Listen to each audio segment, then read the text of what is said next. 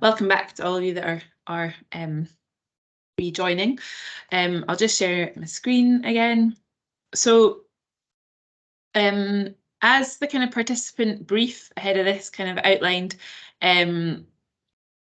CMEC Change is a whole school approach to tackling mental health, stigma and discrimination, and it includes these capacity building sessions for staff. So that's 2 sessions and pupils 4 sessions. And today we've given you kind of a good overview of a lot of the content that's in those sessions for both staff and pupils. But part 2 will really go into the more practical and applied kind of elements of those sessions. So we'll have a good chance to kind of look through what the content is, the types of activities, and build a bit of confidence in delivering those too. And will be a great space for you to kind of discuss your approaches and kind of some troubleshooting, as well as kind of thinking about how you can implement it within your school. The sessions also have both supporting staff and pupil workbooks, and I will kind of highlight where those are shortly. And we definitely would encourage after this session for the likes of yourselves to kind of check out both of the staff workbooks, because it will help to consolidate some of the learning here today and offer kind of spaces for reflection too, in terms of thinking about it in your school, which will help you with the kind of planning and implementation. As we've just been talking about, it all kind of culminates, the sessions come together to for the schools to develop an action plan in kind of any way that you want, and we've got lots of different resources to do that. We know schools kind of, as I've said, use the action plan to kind of maybe bring together lots of other different actions from other kind of frameworks and kind of programs that are happening across the school too. So again, very flexible to the school and what works for them, but a real opportunity to make that kind of sustainable and embedded across your school community. And a really important point to highlight here, and I will definitely hammer this home in the part 2 sessions in person, but it's very flexible and adaptable. So we've got those kind of 6 sessions in total, 4 for pupils, 2 for staff, but schools have delivered that in a really kind of a lot of different ways too. So pupil sessions, for example, are for kind of 50-minute, 55-minute sessions, but they can be split into 2, so you can do shorter sessions, things like that. The staff sessions are an hour and a half, and again can be chunked up and divided into smaller sessions too. Some schools kind of deliver all the pupil sessions in like a whole day, so things like that. There's lots of different options, and I will go into a little bit more about that in the kind of more around the implementation side in part 2, and we'll be able to share kind of ideas in the ways that schools have been able to deliver the CMEC Change capacity building sessions. But what we're now going to do is just take a moment to kind of look at a little bit more detail about the whole school approach. So we've learned more about kind of mental health, stigma and discrimination, the impact it can have, and those evidence bases of how we can tackle it. But now we need to think about it in terms of the context of the whole school.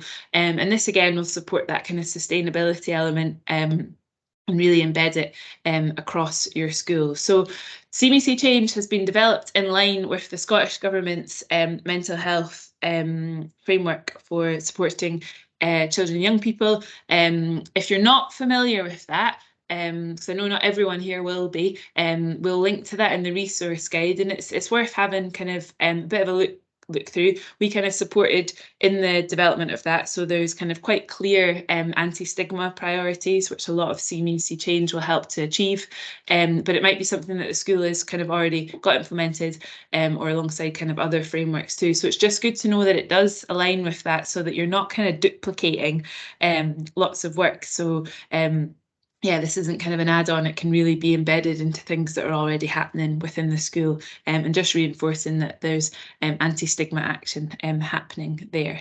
So the benefits to adopting a whole school approach, again, lots of you I'm sure will be aware of this, but it will kind of improve literacy and help seeking behaviours to support kind of across the school community. It also kind of helps to promote awareness and understanding of mental health and prevent stigmatizing attitudes from forming. It also will embed kind consistent messages, normalising mental health conversations across every aspect of school. So it's really like thinking that these things shouldn't happen in set classes. So PSE, as I've said, is a natural one where the kind of space might be to do these, but actually are there things that can happen across kind of the whole school in subjects too. And schools that implement a whole school approach do report greater openness to talk about mental health and lower levels of stigma and discrimination as well. So the areas of the whole school approach that we have focused on for the CMEC Change Action Planning are in line with these kind of 6 areas. So we've got leadership being there, number 1, culture and ethos, wider school community, learning and curriculum, enabling young people's voices and participation, and staff development and well-being. So within the action plans, they are structured around these kind of 6 areas. So we encourage staff and pupils to think about what sort of activities could happen within these different areas as well, whether that be some campaigns, whether that be workshops, whether that be kind of events with the kind of whole school community. So it's kind of, identifying actions that can kind of fit across these different areas, and they might look a little bit different. The work 1 and 2 kind of also give a lot more detail around these areas of the whole school approach. But I will just go into kind of some of the highlights of kind of different areas as well. That's not moving on. Oh, there we go. Okay, so the first one there is leadership. So we all know that leaders have an important role in standing up for the needs of staff, students and families, carers within the wider context of strategic planning.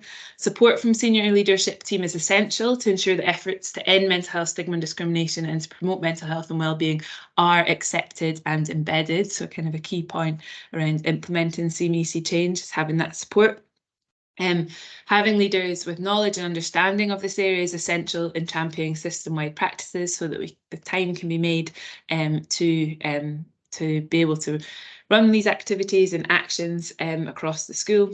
And also thinking about where the role of leaders can come in terms of maybe sharing their own experiences and being that kind of role model can also help to normalise talking about mental health and seeking support too. And it's a good point to highlight here that everyone in their own kind of ways can be leaders. So we've talked a lot about kind of champion and ambassador roles as well, too, that can form some of the actions and activities with under leadership too. So it's not just within kind of senior leaders, kind of principal teachers within the school. Leaders can be found, kind of across in different ways as well. The next one is culture and ethos. So it's about,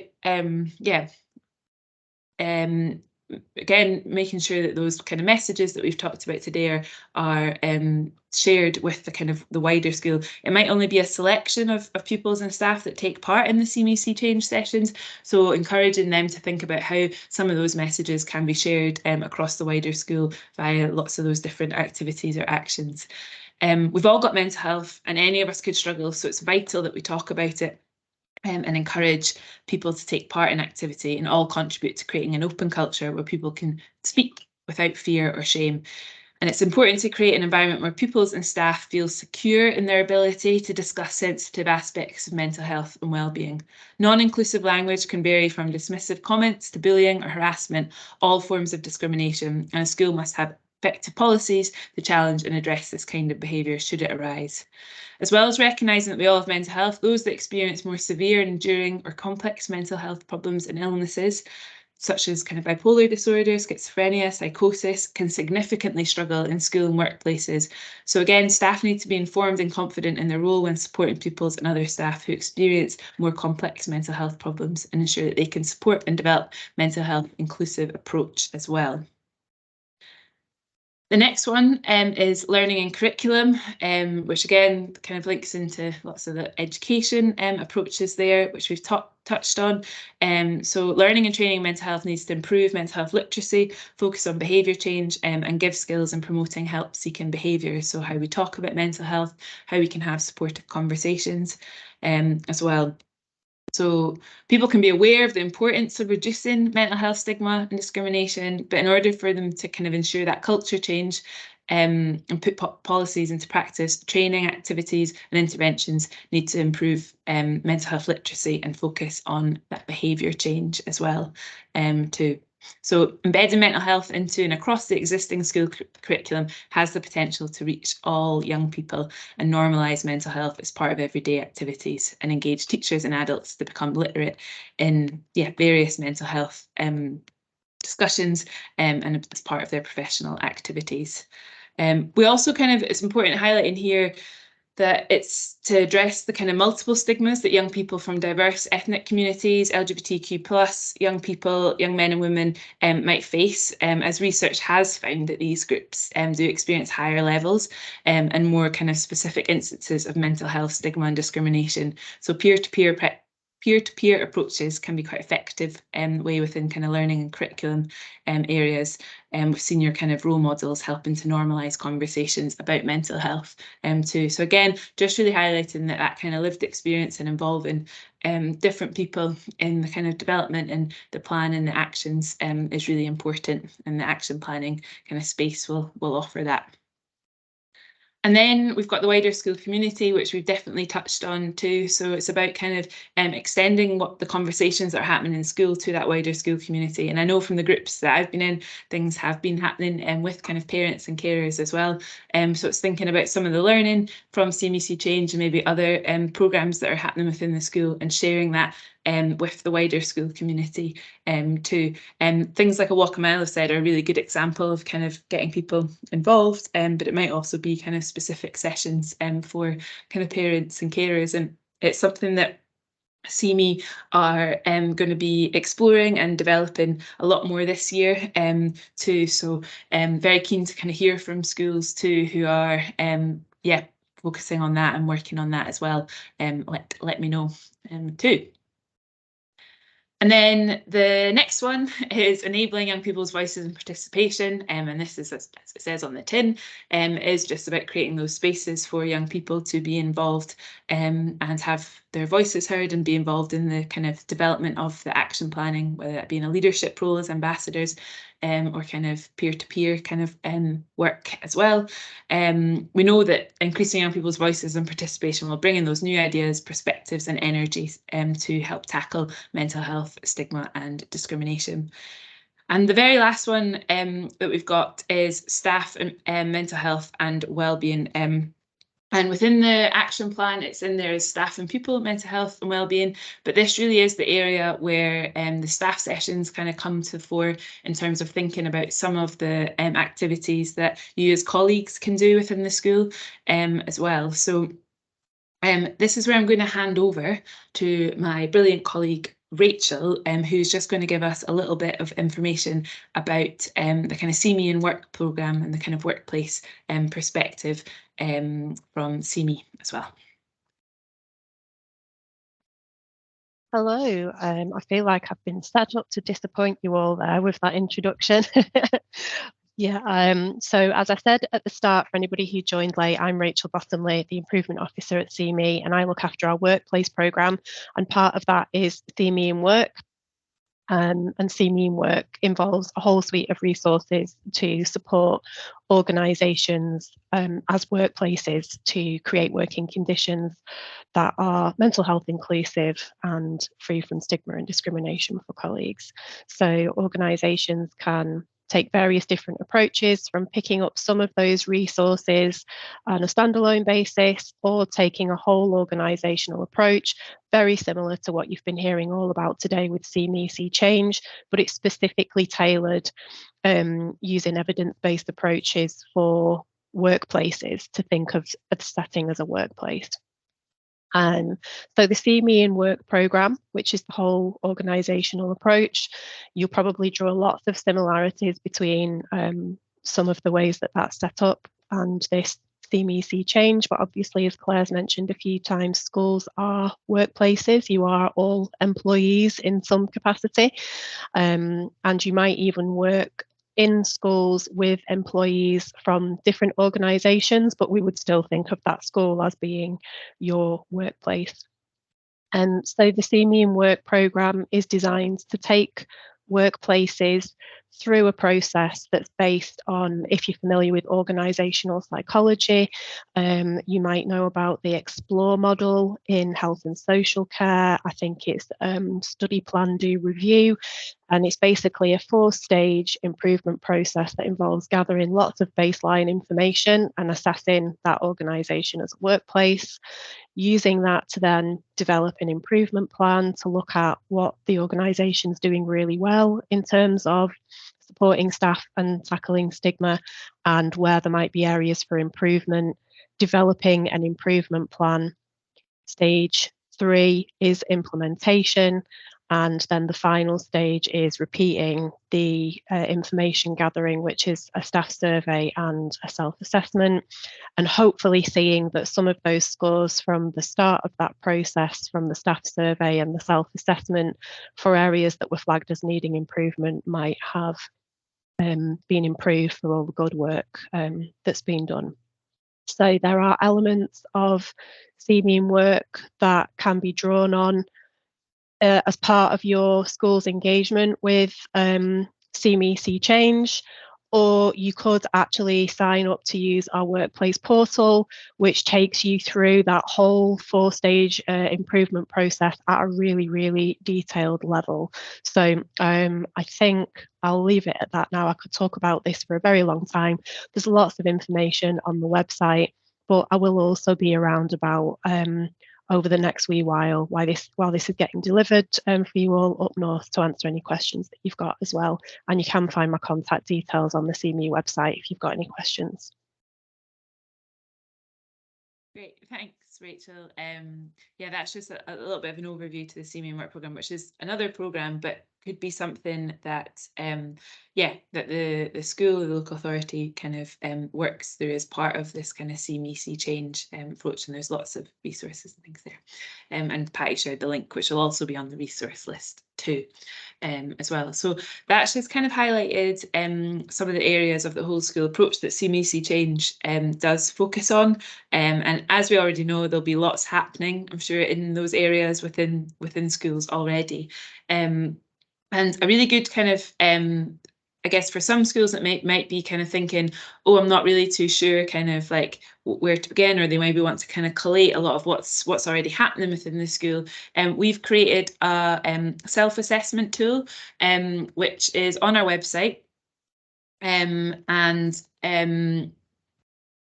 I'll kind of show you a little bit more about the website shortly, but this kind of takes you through those different areas of the whole school approach, and kind of gets the school to think about a bit where you are now, maybe what more is required against some of these various indicators of success too. So there's a little bit of information there, and it might be worth kind of checking that out as well if anyone's finding it kind of, there's lots of different things happening. It'd be good to kind of capture that all together as well in that self-assessment tool. So that can be found on the CME See Change web pages, which maybe some of you have already checked out, maybe you haven't. That's okay if you haven't. I'm sure you'll be straight onto them after this session. Or if not, you'll find some time maybe to have a wee browse. But everything that is there for delivering the sessions, as well as kind of all the action planning resources, are here. And as I say, in part 2, we'll go a lot more into the kind of specific sessions, but you can find the pupil resources and the staff resources and the action planning resources. To actually get all of the kind of specific facilitation notes, which we've got, you do need to kind of pop in your email address as well. That's just so that we can kind of get a list of understanding of who's downloaded the resources, but also if there are any updates. Like I said earlier, we've got a kind of new suite of videos that are coming out, so we'll want to embed those into some of the existing kind of sessions as well. So it's likely over the summer that we'll do a bit of work around that too, for example. But don't worry, for the sessions in person, you'll kind of get your own facilitators pack with some hard copies, because we know lots of people like to kind of write and doodle on those things too, as well. So you'll get some kind of hard copies in part 2. But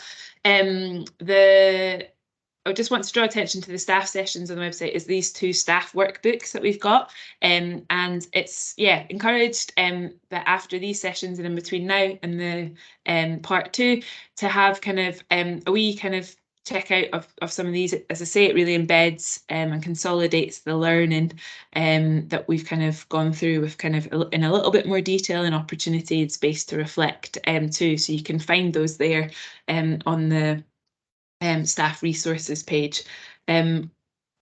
We've also got the pupil workbooks. There's 3 of those that sit along the side the sessions. These workbooks are really key to any of the pupils that are doing the SQA Mental Health and Wellbeing Award, because that can be where they can capture a lot of the evidence towards those different outcomes. They don't get the whole award from doing CMEC Change, as it doesn't cover all of that, but it does cover a fair amount as well within those workbooks too. We've also got kind of communications packs and posters and graphics to help promote the CMEC Change sessions across your school. And finally, we've also got the action planning resources. So here we've got that template, which I showed you a school didn't use, which is absolutely fine too, but it is all there if people want to kind of pull from that and kind of editable in terms of kind of structuring that. And there's also a guide as well, which we'll talk a little bit more about in session 2 as well. And finally, just kind of a little bit of information might be worth kind of, if you want to, we've got more information on the approach, the pilots as well. So we've got kind of the pilot report in there too, which you can have a read of, and kind of specific information for different people that will be involved in CMEC Change as well. So a good amount of stuff is there. It might not be everything you need, let us know. We're about on hand to support all of you through the kind of CMEC Change journey. And we're also going to be establishing some peer kind of learning networks. So we've got some ambassador networks for pupils and also for staff who will be able to join and speak to other staff from across the country who are also on their CMEC Change journey to kind of share ideas and do some kind of troubleshooting as well. That's okay, Kathy. Thanks for being here. So I'll stop sharing my screen now. There that is.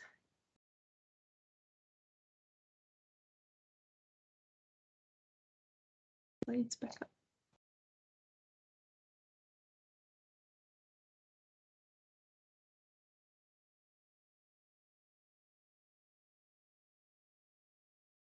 Okay, so as I've said, checking out the workbooks is a good next step.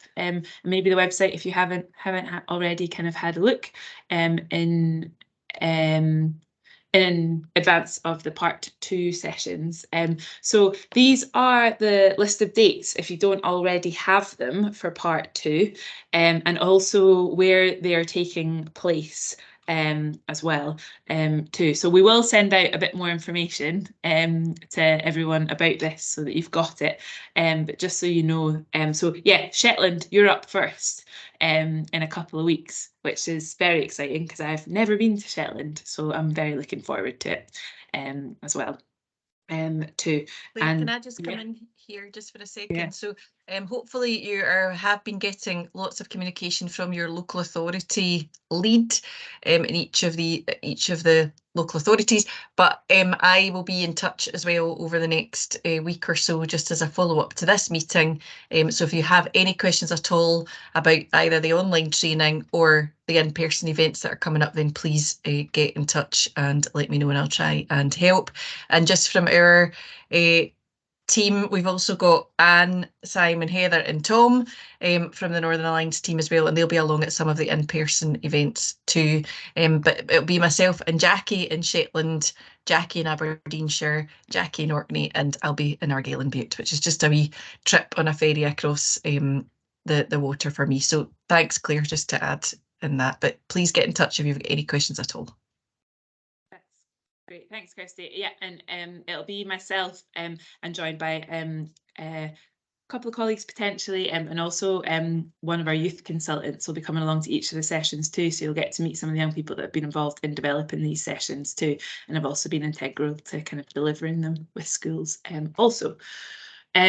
So that kind of brings us to a close, and a bit earlier than intended, which is always good as well. I'm conscious that we've got the kind of Q&A section in there, and I just wanted to see if anyone does want the space to ask any questions, unmuting as well, if they're unclear about anything as well, before I share the evaluation link. So if you can hang fire for that, that would be really good. Does anyone have any questions?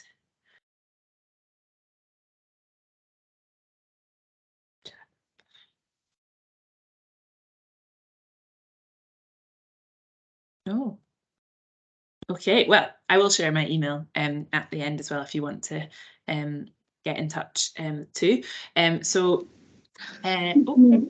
could actually really wonder in terms of easy meeting or... Yeah. Amanda, do you have a question? No, all good. All right, okay. Just checking.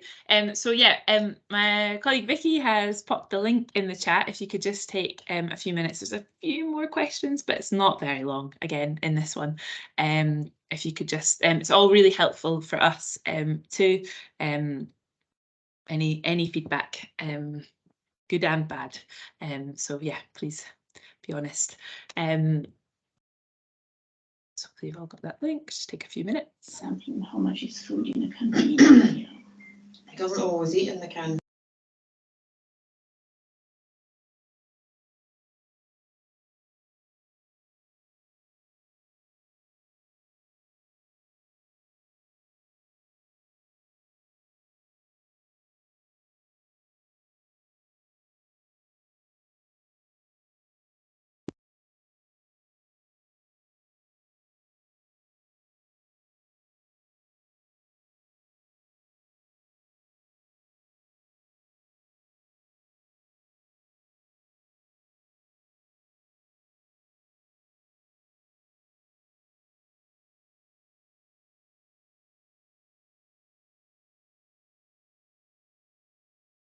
So Claire, will we stay on the call just in case anyone does want to hang around for any questions? And if not, just to say a big thank you to you and the team.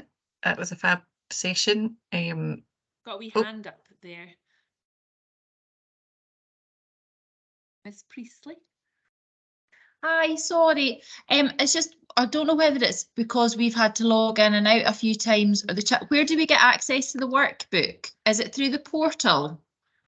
The CMEC Change workbooks. Yeah, they're all on our website. So we'll pop the link in the chat. So yeah, it's just on our website. And you'll be able to. They'll also be on the resource list that we're going to send out afterwards as well. So yeah. Will we create, so because we've had a wee look on the portal, so do we each create a separate like login on the CMEC Change website? It depends. Yeah, it depends if you want the kind of all the copies downloaded onto your own laptop. That might make sense. It's fine for. It's not so much a login. Once you've got access, you should just have access continually. Okay. And to download everything as well. So brilliant. Thank you. Logging into the system. No, that's grand. Thanks very much. Good to get the tech questions. Yeah, so just before we finish, just want to always highlight we've got some support and signposting there just to look after yourselves. There's also some further information there from the CME website, the SAMH website, which has also got specific information about different mental health problems. And I've also popped on iFeels because that's a brilliant resource platform as well, if you're not already aware of it, with lots of other bits and pieces. So we'll always finish sessions with support and signposting within CMEC Change. So that's there as well. But yeah, as Kirsty says, just a massive thank you for joining this morning. Hope it's been useful in some shape or form and has given you a better understanding of kind of the next steps with CMEC Change. And I'm really looking forward to seeing you all in person as well. So any questions between now and then, please stay on and we'll be happy to answer anything. Just now I'll be here and I've also just popped up my email there too, so don't hesitate to drop any questions if there's anything that you want to check as well.